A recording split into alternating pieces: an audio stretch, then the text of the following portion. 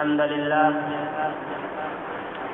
نحمده ونستعينه ونستغفره ونعوذ بالله من شرور أنفسنا ومن سيئات أعمالنا من يهده الله فلا مضل له ومن يضلل فلا هادي له وأشهد أن لا إله إلا الله وحده لا شريك له وأشهد أن محمدا عبده ورسوله أما بعد فإن خير الحديث كتاب الله وخير الهدي هدي محمد صلى الله عليه وسلم وشر الأمور محدثاتها وكل محدثة بدعة وكل بدعة ضلالة وكل ضلالة في النار. أعوذ بالله من الشيطان الرجيم. بسم الله الرحمن الرحيم. يا أيها الذين آمنوا كتب عليكم الصيام كما كتب على الذين من قبلكم لعلكم تتقون. وعن أبي هريرة رضي الله عنه قال قال رسول الله صلى الله عليه وسلم من صام رمضان إيمانا واحتسابا غفر له ما تقدم من ذنبه. رواه البخاري ومسلم.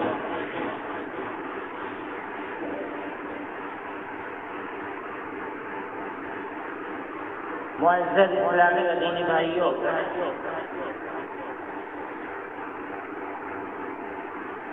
رمضان المبارک کے مہینے سے ہم گزر رہے ہیں.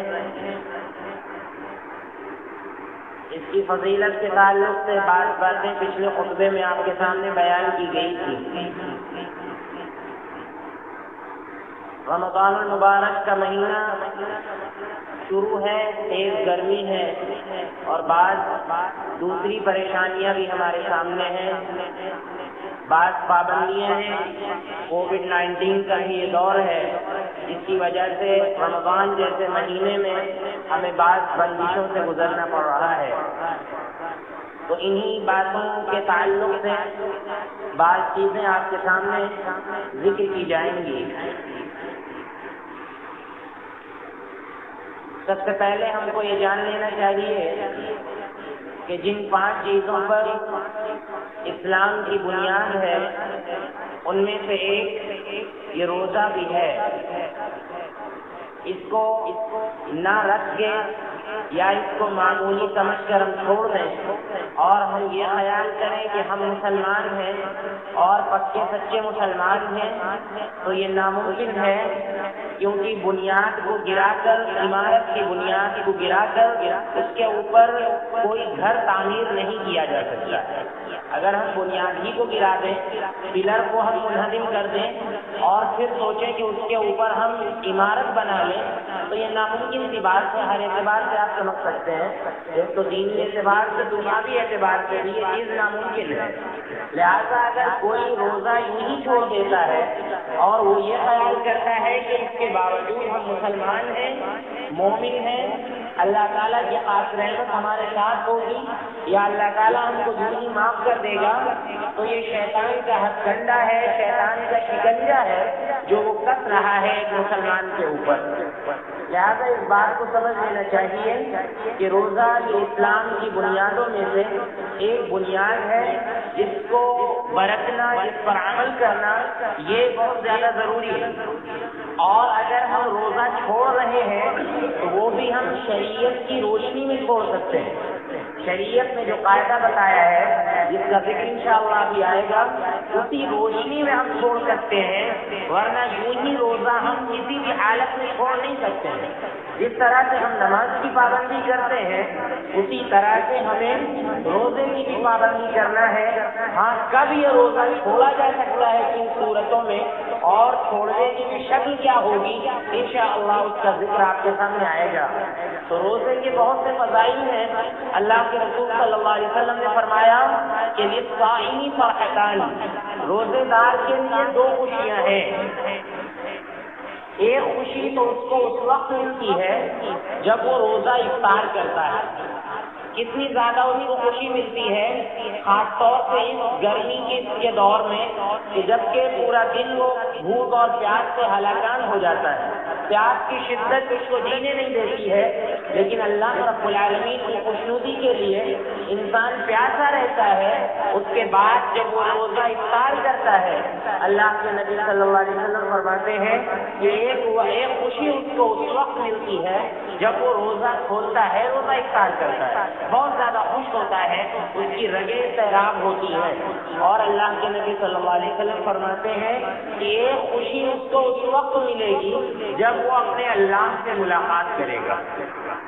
وہ خوشی بہت بڑی خوشی ہوگی جس کا کوئی ٹھکانہ نہیں ہوگا، جس خوشی کا اللہ رب العالمین اتنی بڑی خوشی اس کو آخرت میں عطا فرمائے گا، کیونکہ اللہ کے نبی صلی اللہ علیہ وسلم نے فرمایا کہ اللہ تعالیٰ کہتا ہے کہ بنی آدم یعنی ہمارے سارے عمل انسان کے لیے ہوتے ہیں، ہمارے لیے ہوتے ہیں، لیکن اللہ رب العالمین فرماتا ہے کہ الصوم لی، روزہ یہ خالص بندہ میرے لیے رکھتا ہے، وانا اجزی بہ، اور اس کا بدلہ پورا میں دوں گا۔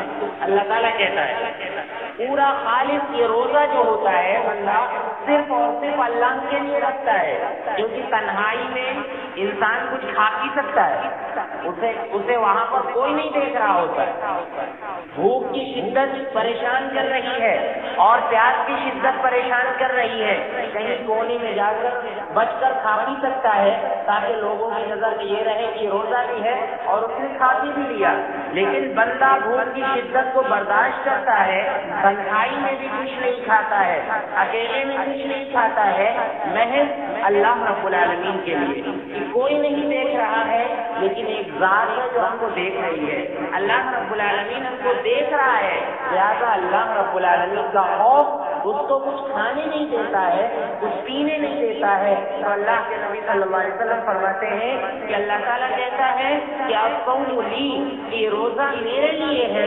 وانا اجزی بہ، اور روزے کا بدلہ میں اپنے بندے کو عطا فرماؤں گا، اور اللہ رب العالمین کتنا عطا فرما دے روزے کا بدلہ کچھ نہیں کہا جا سکتا۔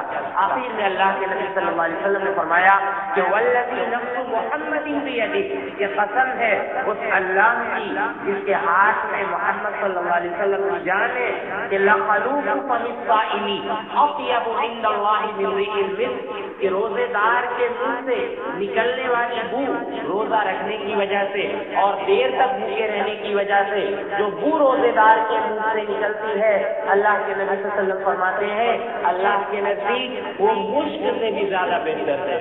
مشک جو دنیا کی سب سے اچھی خوشبو ہے، اللہ کے نبی صلی اللہ علیہ وسلم فرماتے ہیں کہ روزے دار کی بو اللہ رب العالمین کے نزدیک مشک سے بھی زیادہ بہتر ہے۔ ایک حدیث میں اللہ کے نبی صلی اللہ علیہ وسلم نے فرمایا کہ جو شخص اللہ کے راستے میں من صام یوما فی سبیل اللہ بعد اللہ وجہہ 70 خریفا عن النار، اللہ کے نبی صلی اللہ علیہ وسلم فرماتے ہیں کہ جو شخص اللہ کے راستے میں ایک دن کا روزہ رکھتا ہے، اللہ رب العالمین اس کے چہرے کو جہنم سے 70 سال دور کر دیتا ہے، اس کے چہرے کو اللہ تعالیٰ جہنم کی آگ سے 70 سال دور کر دیتا ہے۔ یہ فضیلت ہے، آپ دیکھیے روزہ رکھنے والے کی۔ ایک حدیث میں اللہ کے نبی صلی اللہ علیہ وسلم نے فرمایا کہ جنت کے کئی ایک دروازے ہیں، ان میں سے ایک دروازہ ہے یقال له ریان، اس کو ریان کہا جاتا ہے، یدخل منہ الصائمون، اس دروازے سے صرف اور صرف روزے دار داخل ہوں گے، اس دروازے سے اور کوئی داخل نہیں ہوگا۔ اللہ کے نبی صلی اللہ علیہ وسلم نے فرمایا کہ جب سارے روزے دار آخرت میں اس سے داخل ہو جائیں گے تو اللہ رب العالمین اس دروازے کو بند کر دے گا اور پھر اس کے بعد اس دروازے سے کوئی داخل نہیں ہو پائے گا۔ تو ایک دروازہ ہے جو صرف اور صرف اللہ رب العالمین نے روزے داروں کے لیے خاص کر رکھا ہے۔ اس سے بھی اہمیت پتہ چلتی ہے، اس سے بھی فضیلت پتہ چلتی ہے کہ روزے کی کتنی زیادہ اہمیت ہے۔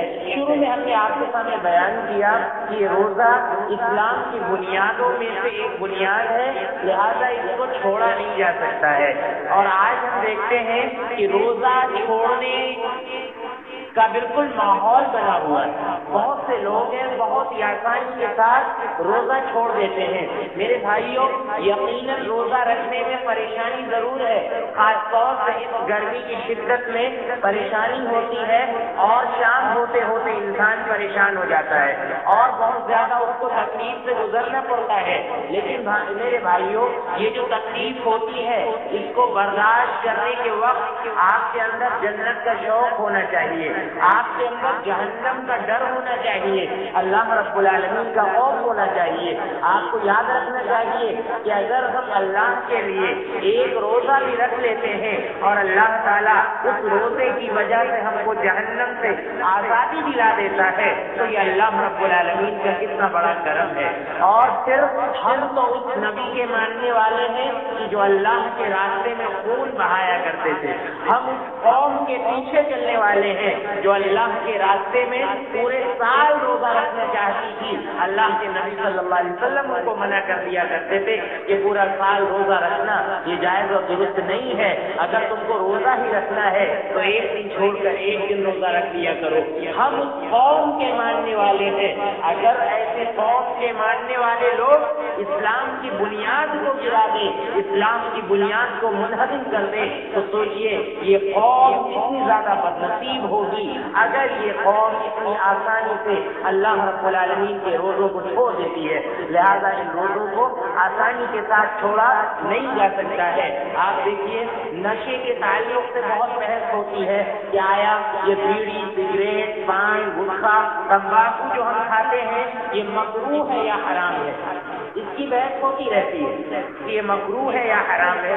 بہرحال یہ چیزیں شریعت کی روشنی میں یا دنیاوی اعتبار میں میڈیکل نظریے سے کبھی بھی انسان کے لیے فائدے مند نہیں ہو سکتی۔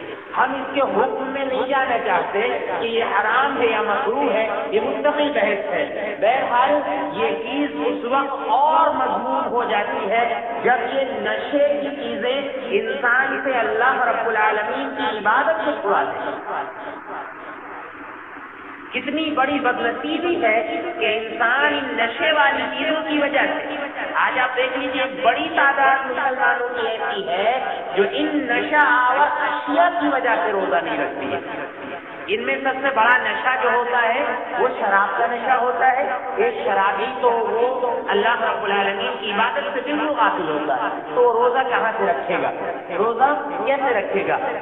شراب کے علاوہ دنیا کے اندر اور بھی نشے کی چیزیں ہیں، سگریٹ ہے، بیڑی ہے، تمباکو ہے، ان کی وجہ سے لوگ روزہ نہیں رکھتے ہیں اور کہتے ہیں کہ ہم اگر تمباکو نہ کھائیں تھوڑی دیر، ہم اگر گٹکا نہ کھائیں تھوڑی دیر تو طبیعت بے چین رہتی ہے، ہم زندہ ہی نہیں رہ سکتے۔ آپ سوچئے، انسان روزہ چھوڑ کر اللہ رب العالمین کی عبادت کو چھوڑ کر دنیا کے اندر زندہ رہ سکتا ہے، اللہ کی زمین پر سینہ تان کر چل سکتا ہے، لیکن گٹکا اور تمباکو چھوڑ کر اس زمین پر نہیں رہ سکتا۔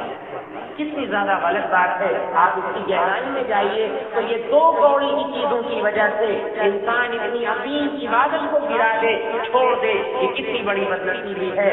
لہذا ان چیزوں کو چھوڑیے اور اللہ رب العالمین سے توفیق مانگیے کہ اللہ رب العالمین ہم کو جو ہے اپنا یہ جو روزہ ہے اس کو رکھنے کی توفیق عطا فرمائے۔ ہر شخص کو اللہ رب العالمین سے یہ دعا کرنی چاہیے۔ تو آپ دیکھیے، لوگ بہت آسانی کے ساتھ روزہ چھوڑ دیتے ہیں اور بعض لوگ تو ایسے ہیں جو روزہ چھوڑنے کے لیے کہتے ہیں کہ اگر تمہیں روزہ رکھنے میں پریشانی ہے تو تم روزہ چھوڑ دو، روزہ چھوڑ دو، روزہ مت رکھنا، یا تم کو کوئی کام کرنا ہے، کوئی ڈیوٹی کرنی ہے تو یا میرے بیٹے یا بھائی جو بھی ہے کہتے ہیں کہ روزہ چھوڑ دو، روزہ چھوڑ دینا اللہ رب العالمین معاف کر دے گا۔ میرے بھائیو، اتنا آسان نہیں ہے روزے کو چھوڑنا۔ روزے کو اگر ہم چھوڑتے ہیں تو ہم سمجھ لیں ہم اسلام کی ایک بنیاد کو منہدم کر رہے ہیں، گرا رہے ہیں، جس کو اللہ رب العالمین معاف نہیں کرے گا اگر ہم اس عمارت کو، اگر ہم اس بنیاد کو گرا رہے ہیں اور اس کے بعد ہم اللہ رب العالمین سے توبہ نہیں کرتے ہیں اور دوبارہ اس عبادت کو نہیں شروع کرتے ہیں تو اللہ رب العالمین ہم کو سخت عذاب سے دوچار کر سکتا ہے۔ آپ دیکھیے روزہ چھوڑنے کا شریعت کے اندر ایک ضابطہ ہے، ایک قانون ہے، اسی ضابطے کی روشنی میں ہم روزہ چھوڑ سکتے ہیں، ورنہ ہم روزہ نہیں چھوڑ سکتے ہیں۔ وہ ضابطہ کیا ہے؟ رمضان المبارک میں کوئی شخص بیمار ہو گیا ہے، اب وہ روزہ نہیں رکھ سکتا ہے، لہذا روزہ وہ چھوڑ سکتا ہے۔ روزہ چھوڑ دے، دوا وغیرہ کھا رہا ہے کھائے، لیکن اس کے بعد رمضان گزرنے کے بعد جو ایام آ رہے ہیں ان میں اس کی قضا کرنا واجب اور ضروری ہے۔ رمضان میں جو روزہ اس نے چھوڑا ہے بیماری کی وجہ سے، اس کے بعد اس کی قضا کرنا اس کے لیے واجب اور ضروری ہے۔ اگر قضا نہیں کر رہا ہے صحیح ہونے کے بعد تو پھر ایسا شخص گنہگار ہوگا، بڑے گناہ کبیرہ گناہ کا مرتکب ہوگا، لہذا اس کے لیے قضا کرنا بعد میں روزہ رکھنا ضروری ہے۔ اسی طرح سے ہماری شریعت نے اجازت دی ہے کہ اگر انسان مسافر ہے، اگر انسان مسافر ہے، سفر میں ہے، اس کو پریشانی ہے، تو ہماری شریعت نے اجازت دی ہے کہ روزہ رکھا بھی جا سکتا ہے اور روزہ چھوڑا بھی جا سکتا ہے۔ صحابی فرماتے ہیں کہ ہم لوگ سفر میں ہوتے تھے رمضان کے مہینے میں، ہم میں سے بعض لوگ روزہ رکھتے تھے اور بعض لوگ روزہ چھوڑ دیتے تھے، لیکن کوئی کسی کو برا نہیں کہتا تھا۔ اللہ کے نبی صلی اللہ علیہ وسلم بھی ہوتے تھے اور آپ صلی اللہ علیہ وسلم بھی کسی کو برا نہیں کہتے تھے۔ تو روزہ رکھ لے سفر میں، اگر رکھ سکتا ہے تو یہ بھی صحیح ہے، نہیں رکھ پا رہا ہے تو چھوڑ سکتا ہے، لیکن اس کی بھی قضا بعد میں اس کو دینی ہوگی، بعد میں وہ قضا کرے گا۔ ایسا نہیں ہے کہ سفر میں روزہ چھوڑ دیا ہے تو اب اللہ تعالیٰ نے معاف کر دیا ہے، روزہ نہیں رکھنا ہے، بلکہ بعد میں اس کی قضا کرنی ہے، اور اگر نہیں کر رہا ہے تو کبیرہ گناہ کا ایسا شخص مرتکب ہوگا، بڑے گناہ کا مرتکب ہوگا۔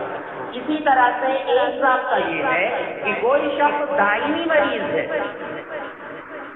دائمی مریض ہے یعنی وہ صحیح نہیں ہو رہا، صحیح نہیں ہو سکتا اور نہ تو صحیح ہونے کی اس سے امید ہے، کئی سالوں سے وہ بیمار چلا آ رہا ہے، روزہ رکھ نہیں پاتا ہے، روزہ نہیں رکھ پاتا ہے، تو ہماری شریعت نے یہ ضابطہ بتایا ہے کہ ایک روزے کے بدلے ایک مسکین کو کھانا کھلانا ہے، ایک روزے کے بدلے ایک مسکین کو کھانا کھلانا ہے۔ یہ نہیں ہے کہ کوئی بیمار ہے تو دائمی بیمار ہے، شوگر کا مریض ہے یا کسی اور چیز کا مریض ہے تو روزہ یوں ہی چھوڑتا رہے، اس کے اوپر کچھ نہیں ہے، بلکہ اس کے اوپر بھی ہے، وہ ایک روزے کے بدلے ایک مسکین کو کھانا کھلائے گا، اور یہ نہیں ہے کہ یہ اس سے روزے کی ادائیگی ہو رہی، بلکہ یہ روزے کا کفارہ ہے۔ اللہ رب العالمین کافی حد تک اس کی بھرپائی کر دے گا مسکین کو کھانا کھلانے کی وجہ سے۔ اس بات کا بھی ہم کو خیال کرنا چاہیے۔ اسی طرح سے حاملہ عورت ہے، حاملہ عورت ہے، وہ جو ہے اس پر روزے آخری ایام چل رہے ہیں، روزہ رکھنا اس پر دشوار ہے، روزے نہیں رکھ سکتی ہے، لہذا حمل جننے کے بعد، بچہ جننے کے بعد جب وہ صحیح ہو گئی ہے بالکل، تو اس کے بعد جو ہے وہ روزے رکھے گی، روزے کی قضا کرے گی۔ ایسا نہیں ہے کہ اس سے بالکل روزے ختم ہو گئے، روزے کی قضا کرے گی۔ اسی طرح کی حائضہ عورتیں ہوتی ہیں، نفسا عورتیں ہوتی ہیں، ان سے بھی روزہ نہیں ہے، ان کے اوپر روزے وہ نہیں رکھیں گی، لیکن حائضہ عورتیں حیض سے پاک ہونے کے بعد جو باقی روزے رمضان کے ہیں ان کو رکھیں گی، اور جو روزے چھوٹ گئے ہیں ان کے رمضان جانے کے بعد ان روزوں کی قضا ان کے اوپر واجب اور ضروری ہوگی۔ اگر قضا نہیں کر رہی ہے تو کبیرہ گناہ کی مرتکب ہو رہی ہے اور اسلام کی بنیاد کو ڈھا رہی ہے، لہٰذا اس بات کا ہم کو خیال کرنا چاہیے۔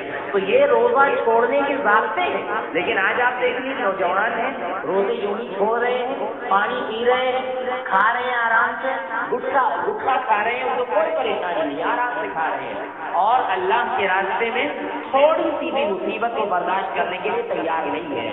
تو ایمان جو ہے ہمارا بہت زیادہ کمزور ہو چکا ہے، بہت زیادہ کچا ہو چکا ہے، لہٰذا اس کو پختہ کرنے کے لیے اللہ رب العالمین کی طرف رجوع ہونا، اللہ رب العالمین سے توبہ کرنا، یہ بہت زیادہ ضروری ہے۔ لہٰذا جو بھی نوجوان اور جو بھی ہمارے بھائی روزہ یوں ہی آسانی کے ساتھ چھوڑ رہے ہیں، لہٰذا ان کو اس سے بات آ جانا چاہیے۔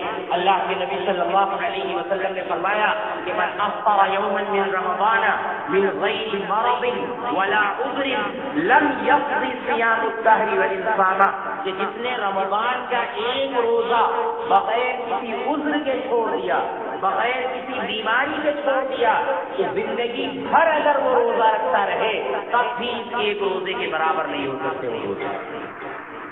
کتنی زیادہ اہمیت ہے, کتنی زیادہ فضیلت ہے.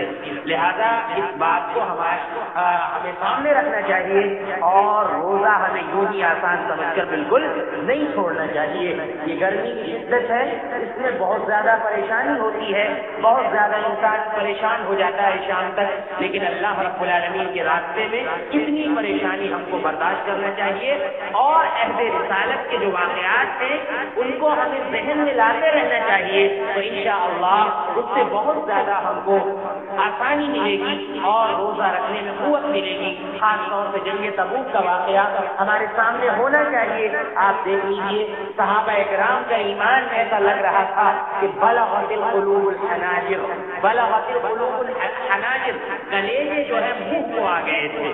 صحابہ اکرام پر اتنی مصیبت تھی کہ اللہ کے نبی صلی اللہ علیہ وسلم سے درخواست کرنے لگے ابو بکر و عمر جیسے لوگ کہ اے نبی صلی اللہ علیہ وسلم ہمیں تو لگ رہا ہے کہ اس گرمی کی شدت کی وجہ سے بعض لوگ اسلام سے ضرور نکل جائیں گے. اے نبی صلی اللہ علیہ وسلم اللہ سے آپ دعا کر دیجیے کہ اللہ تعالیٰ موسم ٹھنڈا کر دے, اللہ تعالیٰ بارش برسا دے, ورنہ ہمیں لگتا ہے کہ یہ مسلمان اسلام سے پھر جائیں گے.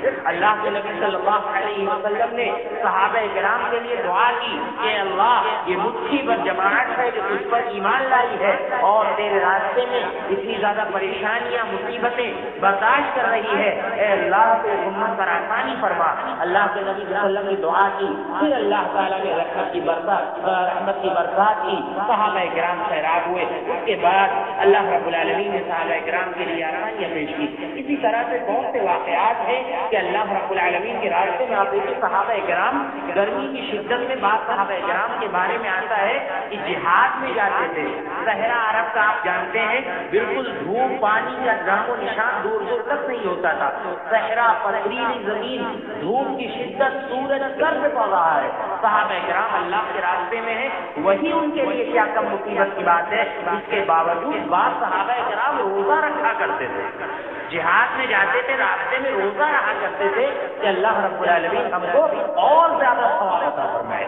یہ معاملہ تھا صحابہ کرام کا. لہٰذا یہ سب باتیں ہمیں ذہن میں رکھنی چاہیے اور روزہ جیسی عبادت کو ہمیں معمولی نہیں سمجھنا چاہیے اور یہ بھی ذہن میں خیال نہیں لانا چاہیے کہ اللہ رب العالمین کو غفور رحیم ہے, ہم روزہ چھوڑ دیں گے تو اللہ رب العالمین معاف کر دے گا. یہ خالص سمجھ لیجیے شیطانی گندا ہے. شیطان جو ہے وہ ملاتا ہے بہت سے گناہوں کے لیے کہ گناہ کرو, یہ بھی کر لو, یہ بھی کر لو, یہ بھی کر لو. اللہ تعالیٰ غفور ہے, رحیم ہے, اللہ معاف کر دے گا. لہذا یہ سوچ کر انسان کو اس طرح کی عبادتوں کو نہیں چھوڑنا چاہیے. دوسری ایک بات ہے کہ بعض پابندیاں ہمارے اوپر ہیں, بعض بندشیں ہمارے اوپر ہیں, جس کی وجہ سے مسلمانوں کی شکایت ہے کہ ہم اللہ رب العالمین کی عبادت پورے طور پر نہیں کر پا رہے ہیں. مثال کے طور پر نائٹ کرفیو کا معاملہ ہے, جس کی وجہ سے مساجد میں محدود نمازیوں کے بارے میں کہا گیا ہے کہ بہت زیادہ لوگ نہیں ہو سکتے ہیں اور ایک محدود وقت میں اپنی نماز کو, اپنی تراویح کو ختم کر دینا ہے. تو بعض لوگ اس مسئلے کو لے کر پریشان رہتے ہیں اور یقیناً ایک مسلمان اگر ہے, اس کا ایمان اگر پختہ ہے, اللہ رب العالمین سے ڈرتا ہے, اللہ رب العالمین کی عبادت کا شوق اس کے اندر ہے, تو یقیناً یہ چیزیں اس کو پریشانی میں ڈالتی ہیں. لیکن اللہ کے نبی صلی اللہ علیہ وسلم کی ایک حدیث ہم کو یاد رکھنی چاہیے.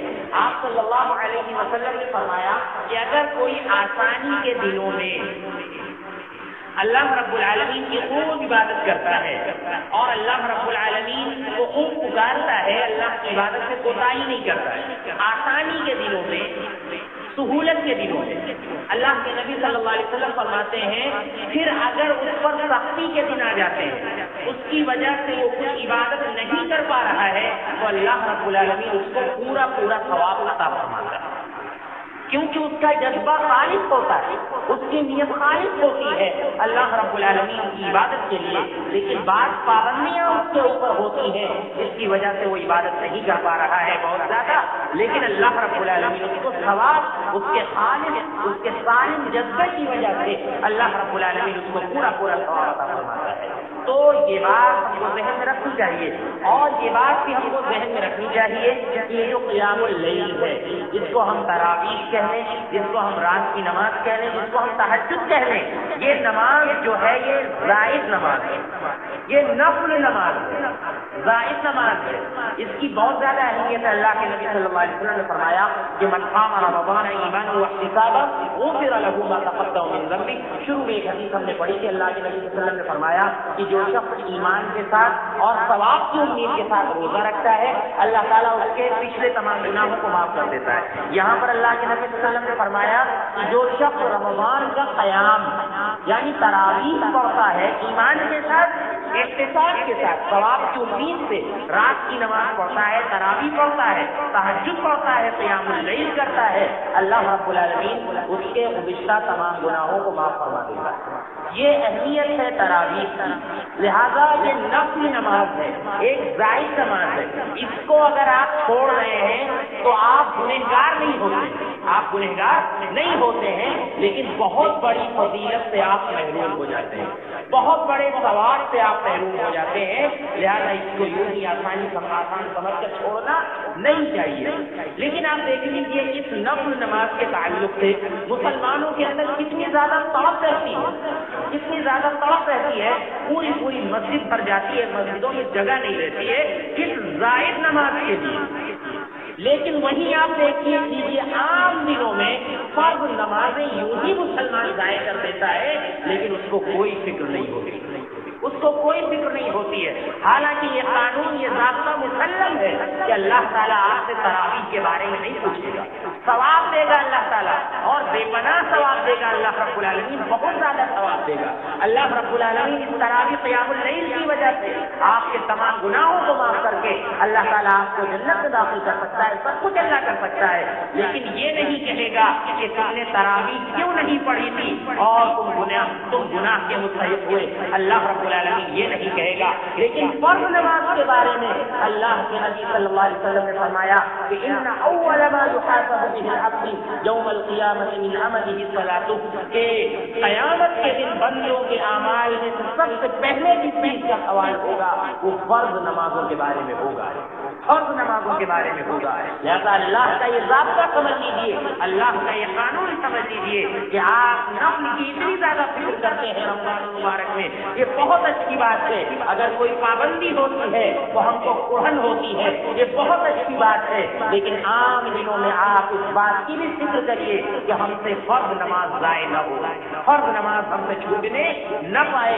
اگر فرض نمازیں ہماری چھوٹ رہی ہے تو ہم سمجھ لیں کہ رمضان المبارک کے مہینے سے ہم نے فائدہ نہیں اٹھایا، قیام اللیل سے ہم نے فائدہ نہیں اٹھایا، اور ہم نے رمضان المبارک میں اپنی دعاؤں سے فائدہ نہیں اٹھایا۔ اگر ہم اللہ رب العالمین سے صدق دل سے توفیق مانگتے عام دنوں میں عبادت کے لیے، تو اللہ رب العالمین اس رمضان کی برکت سے ہمیں ان دنوں میں ضرور توفیق دیتا۔ لیکن مسلمانوں کے اندر یہ فکر ہوتی ہے، بہت سے مسلمانوں کے اندر، کہ عید کی نماز پڑھتے ہی پھر نہ تو ہم کو اللہ کا ذکر کرنا ہے بہت زیادہ، نہ تو ہم کو مسجدوں میں آ کر نمازیں پڑھنی ہے، اور نہ تو ہم کو اللہ رب العالمین سے بہت زیادہ دعائیں کرنی ہے۔ اس کے بعد جب اگلا رمضان آئے گا تب پھر ہم قیام اللیل کریں گے، نمازیں پڑھیں گے، روزے رکھیں گے۔ اس بات کی نیت انسان کے اندر پہلے سے ہوتی ہے، لہذا پختہ نیت یہ کرنی چاہیے انسان کو کہ ہم سال بھر اللہ رب العالمین کی عبادت کریں گے۔ تو کہنے کا مطلب یہ ہے کہ یہ جو بندشیں ہیں، جو پریشانیاں ہیں، اس کی وجہ سے آپ بالکل پریشان نہ ہوں۔ اللہ رب العالمین سے دعا ہے کہ اللہ رب العالمین ہمیں رمضان المبارک کے روزوں کی اہمیت کو سمجھنے کی توفیق عطا فرمائے۔ اللہ رب العالمین ہمیں روزے میں آسانی عطا فرمائے۔ اللہ رب العالمین ہمیں اپنے راستے میں روزہ رکھنے کی توفیق عطا فرمائے۔ اے اللہ، جو بیمار ہیں انہیں شفاء کاملہ عاجلہ عطا فرما۔ بعض ہمارے عزیز ہیں جو بیماریوں میں گرفتار ہیں، وائرل بھی چل رہا ہے، پریشان ہے، اور بعض لوگوں کی وفات بھی ہو چکی ہے۔ اے اللہ، جو بیمار ہیں انہیں شفاء کاملہ عاجلہ عطا فرما۔ جو اس دنیا سے جا چکے ہیں اے اللہ ان کی مغفرت فرما اور جنت میں انہیں اعلیٰ مقام عطا فرما۔ اے اللہ، جو مسلمان بھائی پریشان حال ہیں اے اللہ ان کی پریشانی کو دور فرما۔ اے اللہ، جب تک ہمیں اس